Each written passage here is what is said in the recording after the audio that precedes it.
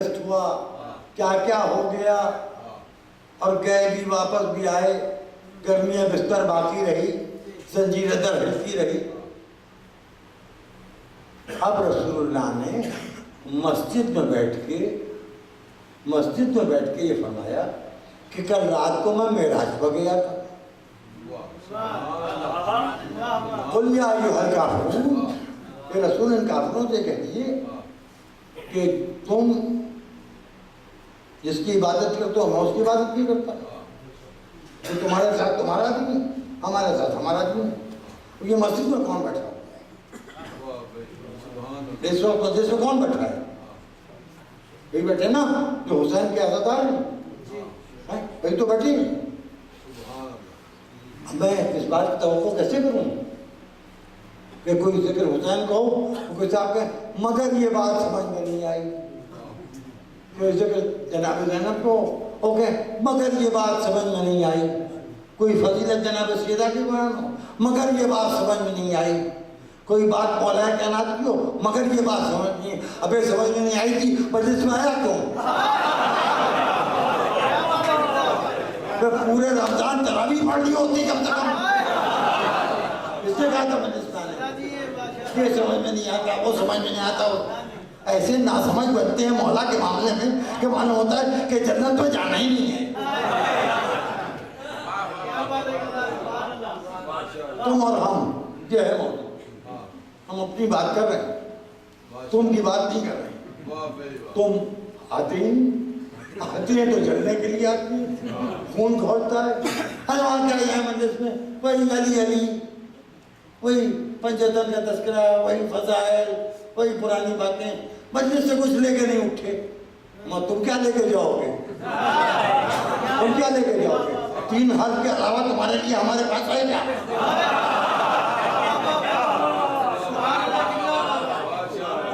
मुखरातियत चाहिए। मैं यही 2 महीने 8 दिन बच्चे साल भर भूल गए थे। मजलिस में कुछ मसाइल बयान होना चाहिए। हाँ, हमारे यहाँ लखनऊ में चले जाते हैं, कुछ दिन के लिए टहल के आ जाते हैं, काला सफेद सर पर लपेट लेते हैं हमारी तरह से। हाँ, वो मकसद शहादत समझिए, रोने से क्या फायदा? मुझे भी चक्कर आ गया। मैंने कहा फिर ठंडे पानी से सर्दी में चेहरा और कोनिया भिगोने से क्या फायदा? मकसद वुज़ू समझिए।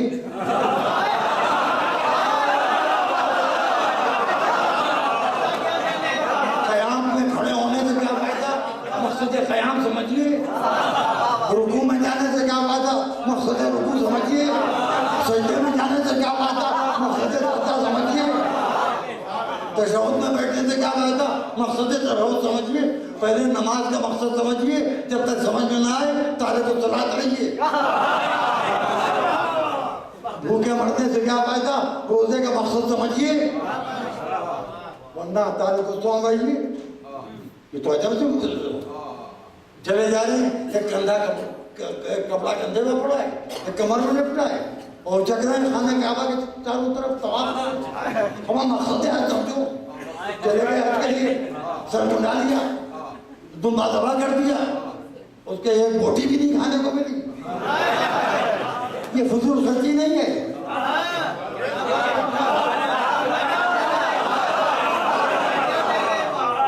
हज में जो दुम्बा दबा हुआ उसका गोश्त इस्तेमाल नहीं हुआ, किसी ने नहीं कहा फजूल खर्ची। जैसे ही मुहर्रम का चांद देखा, ये बेजा मसरफ है, ये फजूल खर्ची है, ये पैसा किसी तामीरी काम पर लग रहा है। अगली नस्लों की सेहतमंद तहारत के साथ तामीर हो रही है।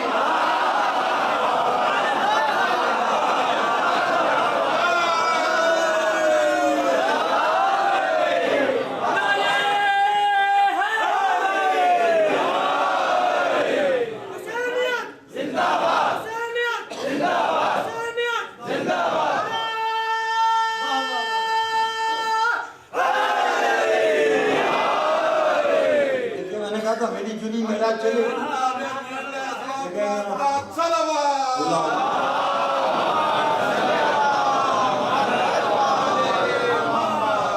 मकसद शहादत समझिए। रोने से क्या फायदा? भैया हमारा फायदा रोने में है। आप दुनिया में इस बात पर रो रहे हैं कि हम हुसैन को रो रहे हैं। हाँ सुनिए साहब को करो है हर जगह है। तो लखनऊ में नौजवान मेरी बात मान लेते हैं, बच्चे अपना सोचते हैं कि बड़े मियाँ काम के हैं और तो बेटो भिड़ जाते हैं। तो लड़कों को ये होता है कि ठीक है, बहुत पुरानी बात है, दीवारों पर लिखा दिखाई दिया नमाज पढ़िए कल इसके कि आपकी नमाज पढ़ी जाए। बहुत जरूरी है नमाज। लानत है तारिक सलात पर, जहन्नम में तारिक सलात। नारे से मुझको नारा मिल गया नहीं, नारे से मुझको अकीदा मिल गया। मैंने अब वो भी बोलोगे, मेरे एक दोस्त हैं, मैंने उनसे चुपके से कहा कि भाई घर पर चले आइए, कुछ ज़रूरी बात करना है। तो ये सब मुझको कुर्बानी के बकरे बकरीदी के महीने में दिखाई देते हैं। नारे लिखे हुए थे नमाज पढ़िए कब इसके कि आपकी नमाज पढ़ी है।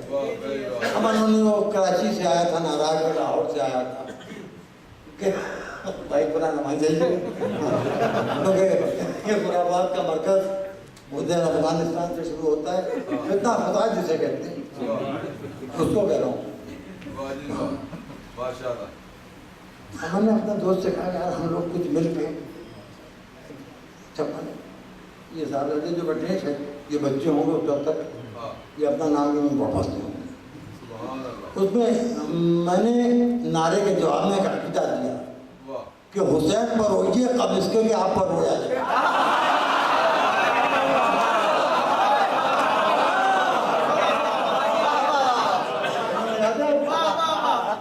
पुरानी बात है ये, उस वक्त की बात है जिस जमाने की आप उससे खिताबत सुनना चाहते हैं।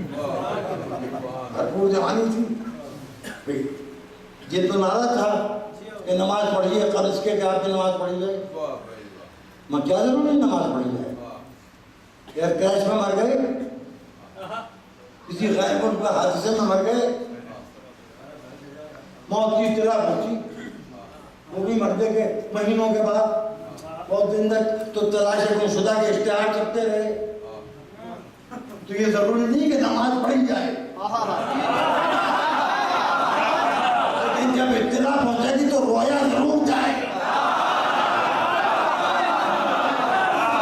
इसलिए मैं कहता हूँ हुसैन पर रोइए कब इसके कि आप पर हो जाए।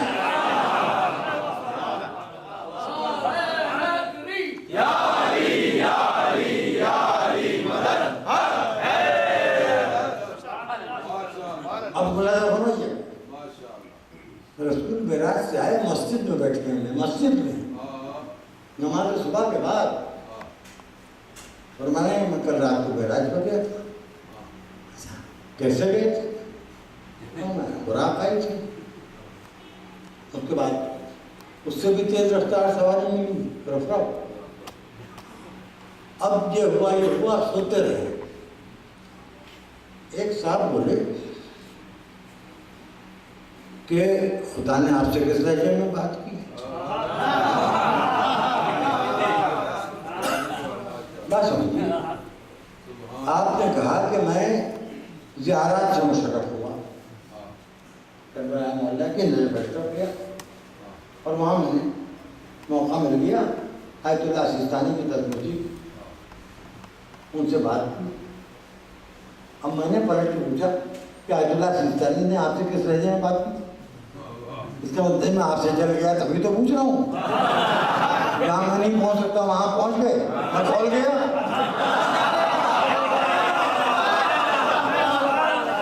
भाई ये पूछने का तो क्या था कि खुदा ने आपसे किस लहजे में बात की? जल के पूछा था तो रसूल ने तो कहा कि मुकम्मल तौर पर जल जाओ।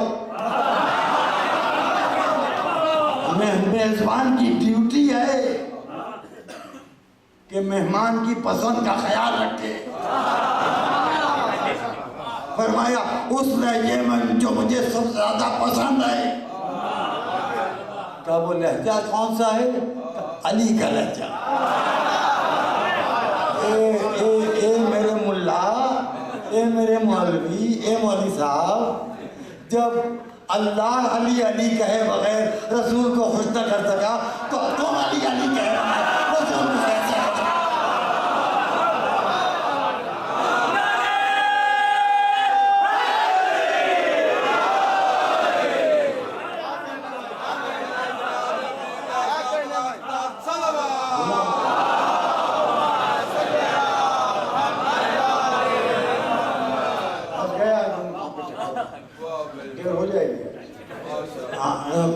55 मिनट का रिकॉर्ड टूट के 60 मिनट हो सकता है, लेकिन खुद की जिम्मेदारी कबन नहीं आ पाए।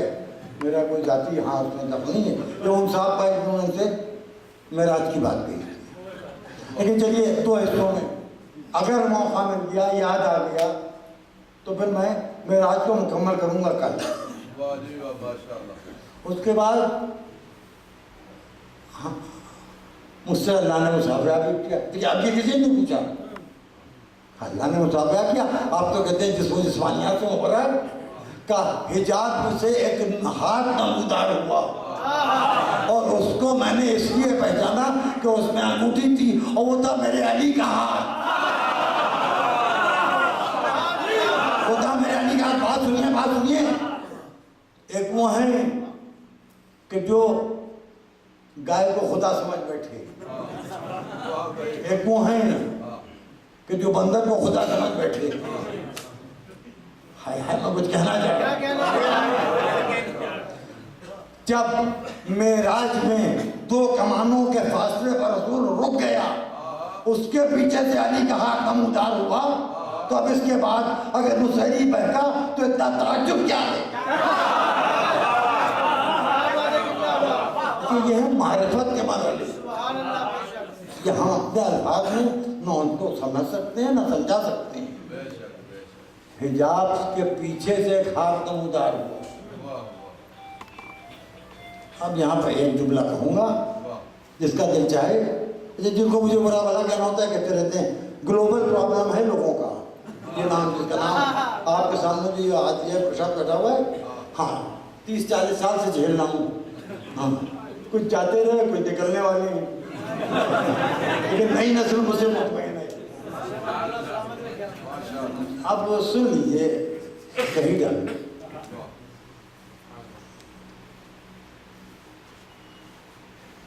मुश्किल कुशाई खुदा को इतनी जितनी मुश्किल कुशाई थी कादिर मतलब के पास सब तो अली को दे दी। अपनी सारी मुश्किल कुशाई अल्लाह ने अली को दे दी। अब मेहमान नवाजी है मोहम्मद के लिए शब मेराज जरूरत पड़ी का ये मुश्किल कुशा ले जाते थे बात करने के लिए, हाथ देते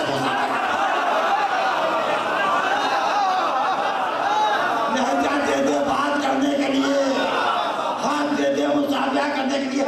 जिससे खुदा ने मांगा हो उससे हम मांगे तो भी देखिए क्या बात है।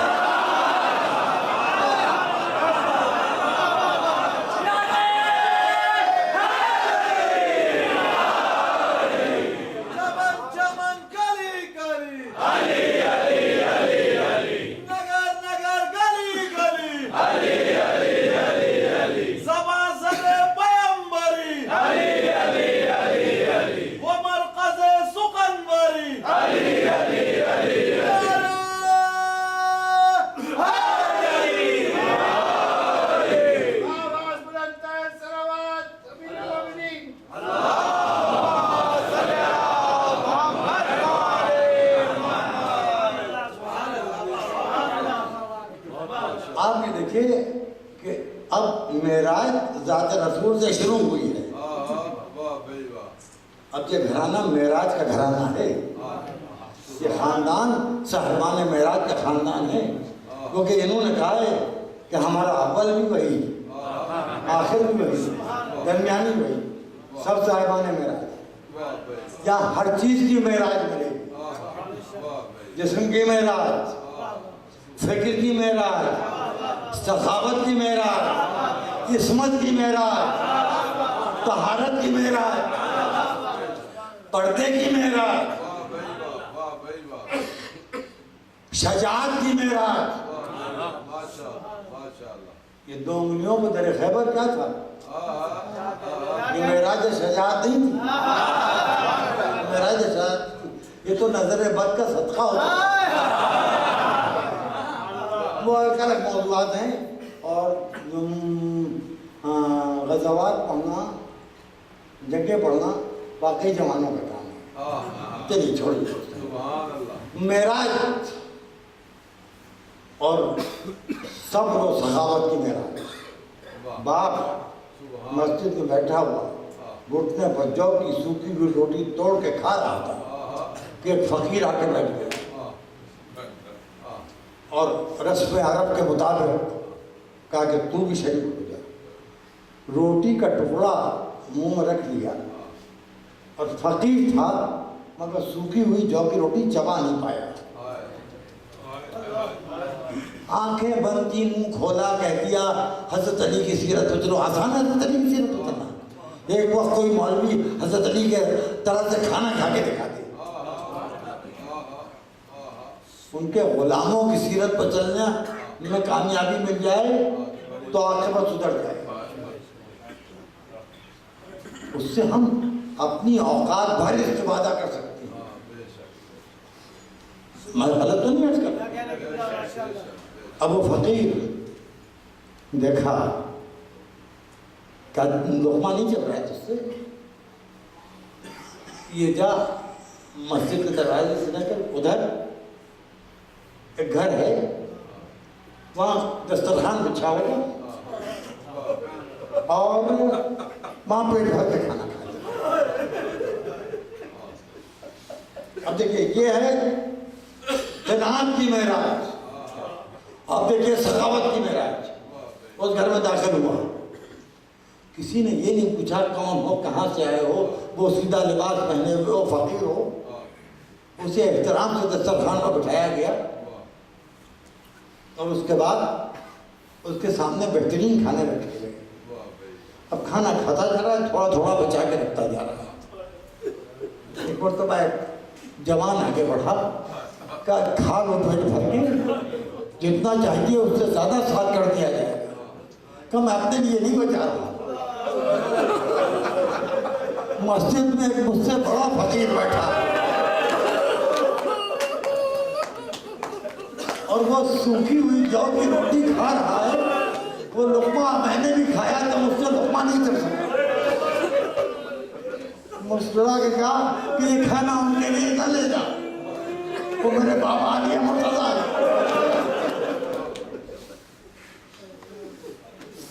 उनको वही सूखी हुई जौ की रोटी पसंद। यह मेराजे जनाब बाप के रिजा में और वो है मेराजे सखावत बेटे के दस्तरखान में। इसीलिए तो हम अपने अपने घरों में साल भर फाके से बचने के लिए इमाम हुसैन के दस्तरखान करते हैं। क्योंकि मैं भी फजाइल पढ़ रहा हूँ, आप रोने लगे। अब उसके बाद मेराज सब्र, मेराज सब्र। एक जुमला कहूं, सिलसिल मुंतहा तेरी बुलंदी अपनी जगह पर, लेकिन ज़मीन सिलसिल मुंतहा के जर्रे खाके शिफा नहीं बन पाए।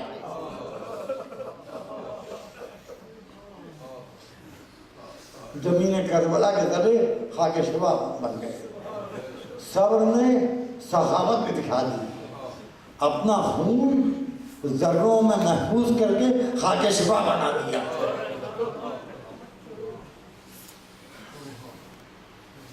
हाय वो खाक जो खाके शिफा बनी, मगर खाके शिफा बनने के लिए उस खाक के ऊपर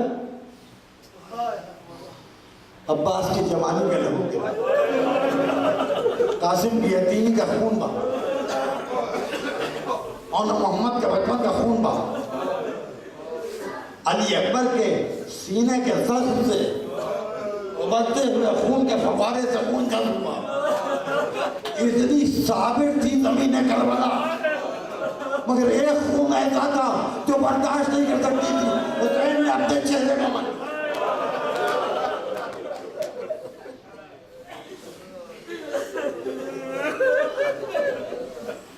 आपकी आवाजें बुलंद हो गई, मगर मुझे न जाने बात करते करते क्यों दो बच्चे याद आ गए।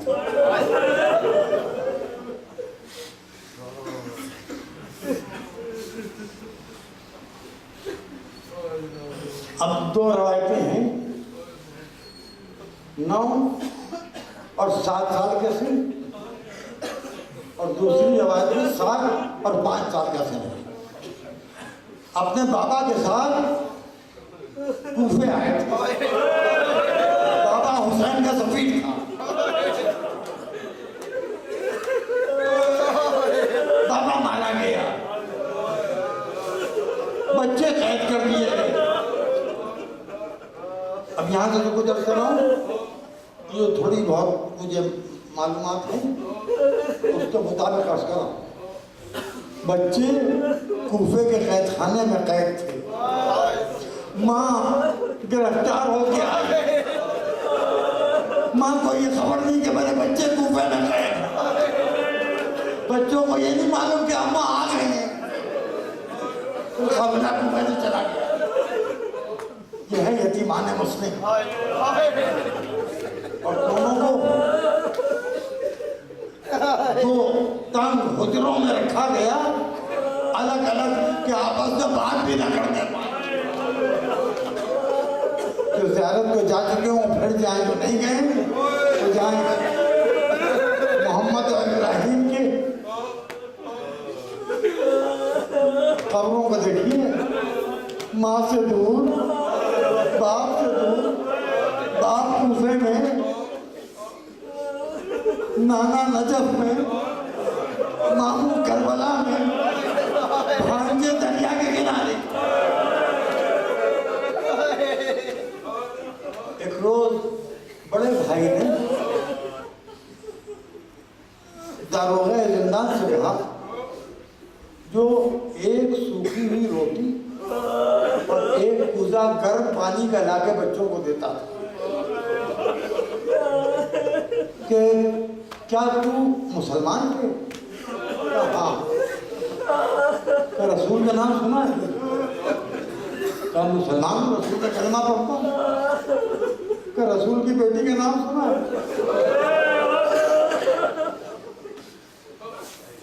क्या कह रहे हो बच्चे?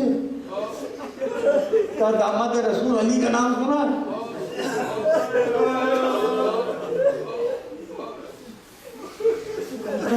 इस खानदान के नाम को ले लो, उसी खानदान के बच्चे। हमें आपस में बात भी नहीं करने दी जाए। चलो तुम्हें तुम्हारे छोटे भाई के पास पहुंचा देता हूँ, मुझे मालूम नहीं था तुम कौन हो। दोनों भाइयों को बता, सोना जाना मैं रात में आऊँ। बच्चों को छोड़ के चला गया। रात में आया, बच्चों को रास्ता समझाया, क्या निकल जाओ, कूफे से बाहर चले जाओ, यहाँ तुम्हारी जान को खतरा है, यहाँ कोई तुम्हारा नहीं है। मुख्तार गिरफ्तार हो गए, हानि शहीद हो चुके, अब ये कूफा तुम्हारा नहीं रहा। पूरा वाक़या आपको मालूम है। सौजे हारिस ने बच्चों को अपने घर में खाना खिलाया, पानी पिलाया, आराम से बिस्तर में सुलाया, और हारिस मलून ने रात को आके बच्चों को सुकून से बांध दिया। उसके बाद सुबह को गुलाम बेटा, और उसके बाद खुद लेके गया। आज के मुताबिक गुलाम को भी खत्म कर दिया, बेटों को भी खत्म किया, और जैसा पहले बच्चों को खत्म कर दूं फिर तेरी भी जान ले लूंगा। अब बच्चे पहुंचे दरिया के किनारे, कहा कि हम 2 रकत नमाज पढ़ें। बच्चों ने नन्हे हाथों से वजू किया। बच्चों, आपने वजू तो कर लिया, हाय और मोहम्मद, हाय अली असगर। बच्चों ने वजू किया, नमाज पढ़ी। हारिस ने चाहा कि बड़े बेटे को कत्ल करे, छोटा बेटा आगे बढ़ा। तो बरस सही, बड़ा भाई है। अम्मा बताती है बड़ा भाई बाप की जगह होता है। मेरा बाबा मारा जा चुका, मुझे अब दोबारा यतीम न कर। क्या छोटे भाई को कत्ल करे? बड़ा बेटा आगे का हारिस, अम्मा ने इस भाई के हाथ में रखा है। रोज में शर्म जमा के सामने शर्मिंदा रोजाए हारिस ये मंजर देख के चीख मार के रोई। ए शहजादो, अगर ये जानती तो तुम्हें अपने घर में पनाह न देती। हम आपके तो शुक्रगुजार हैं। अगर कहिए तो आपसे फरमाइश करें, बहुत रोइएगा इंशाअल्लाह, बहुत रोइएगा। कैसा तो अब क्या वक्त है फरमाइश का? हुक्म दो। क्या अभी हम कदर हो जाएंगे? हमारे कुर्ते उतार लीजिएगा, हमारे खून में रंग के रख लीजिएगा। अगर हमारे खानदान को कोई चाहने वाला कभी मदीने की तरफ जाए तो हमारे कुर्ते उसको दे दीजिएगा और कह दीजिएगा कि वो कुर्ते अपने हाथों पर लेके महल्ले बनी हाशिम में आहिस्ता आहिस्ता चलिए। जिस गली के जिस दरवाजे पर वो खा जाए रुक जाए और वो कुर्ते घर में भेज दे और ये कहलवा दे कि निशानी आई है, बेटे मारे गए। हम अम्मा तक नहीं पहुंच सकते, हमारे कुर्ते पहुंच जाए। बच्चे शहीद हुए, ज़ौजे हारिस ने हुक्म की ताबीर कुर्ते खून में रंग के रखे। अब एक मुहिब में खानदान में रिसालत मिल गया, ताकि जा पूरी बात समझ ले, क्या मानस लेता है।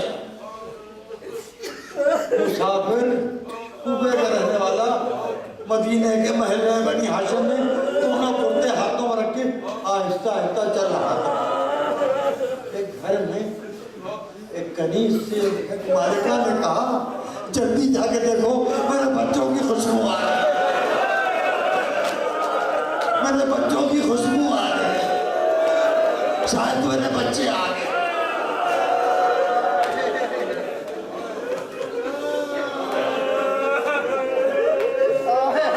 आवाज दी, पर्दा हटा के देखा, एक शख्स हाथों पर दो खून भरे कुर्ते, नन्हे नन्हे कुर्ते लिए चला जा। रुक जा, रुक जा, मेरी मालिका को अपने बच्चों की खुशबू महसूस हो रही। क्या ये बेवे मुस्लिम का दरवाजा है? कहाँ ये अब्बास की बहन मुस्लिम के बेवा का दरवाजा? क्या मेरा पुरसा दे देना कि देना बच्चे मारे गए, निशानी लेके आए। बच्चों के कुर्ते बेवे मुस्लिम ने अपने हाथों में लेके देखे, कुर्ते और ये हिजाब से सहन में रखती है, चादर ओढ़ी जनाब ज़ैनब के पास पहुंची। शहजादी बीवियों को लेके आइए मेरे पास पुरसे के लिए, मेरे बच्चे मारे गए, दोनों की निशानी आई है, खून भरा कुर्ता। बीबियां जमा है, सामने आके जनाब रबाब बैठ गए। बेवे मुस्लिम अपनी जगह से उठी, कुर्ते उठाए, हुजरे में गई, कुर्ते एक संदूक से में बंद किए, वापस आई। बीवियों सहमत दे दी, पुरसा नहीं होगी, जाओ पुरसा नहीं होगी, बहुत रोइएगा।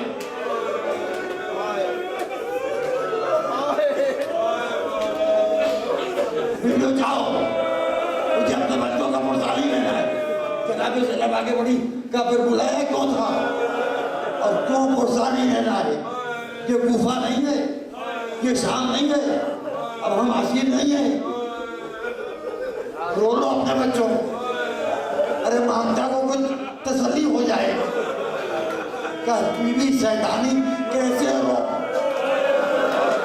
बीवी रबाब सामने मौजूद है, मेरे बच्चों के पास कुर्ते हैं, जब मामता बेचैन करेगी कुर्ते देख लूंगी। इनकी 6 महीने का बच्चा करबला में गुजर वाला भी चल गया,